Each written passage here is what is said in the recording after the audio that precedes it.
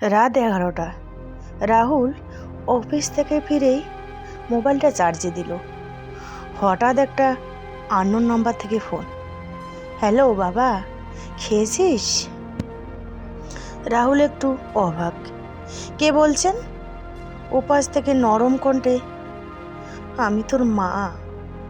রাহুল হেসে বলল, আমার মা 5 বছর আগে মারা গেছেন। কিছুক্ষণ চুপ, তারপর আবার, তুই আজও রাতে না খেয়ে ঘুমিয়ে পড়বি ঠিক আগের মতো?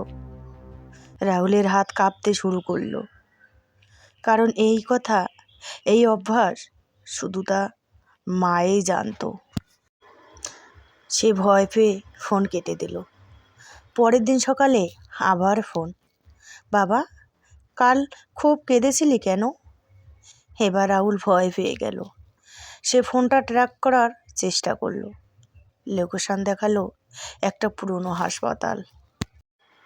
রাহুল দৌড়ে সেখানে গেল। রিসেপশনে জিজ্ঞেস করতেই জানালো 5 বছর আগে এই হাসপাতালেই তার মা মারা গিয়েছিলেন। আর একটা পুরনো রুমে একটা বন্ধ ফোন রাখা ছিল। রাহুল দরজা খুলে দেখলো পুরনো একটা মোবাইল, স্ক্রিনে লেখা লাস্ট ডাইল রাহুল। তার চোখ দিয়ে পানি পড়তে লাগলো।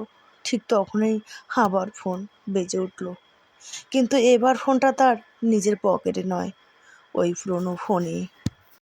রাহুল কাঁপতে কাঁপতে রিসিভ করলো। বাবা, আমি তোকে কখনো ছেড়ে যাইনি। তারপর ফোনটা চিরদিনের মতো বন্ধ হয়ে গেল। গল্পটা কেমন লাগলো অবশ্যই কমেন্ট করে জানাবেন। আর এরকম নতুন নতুন গল্প পেতে আমার চ্যানেলটাকে সাবস্ক্রাইব করে পাশে থাকবেন। ধন্যবাদ।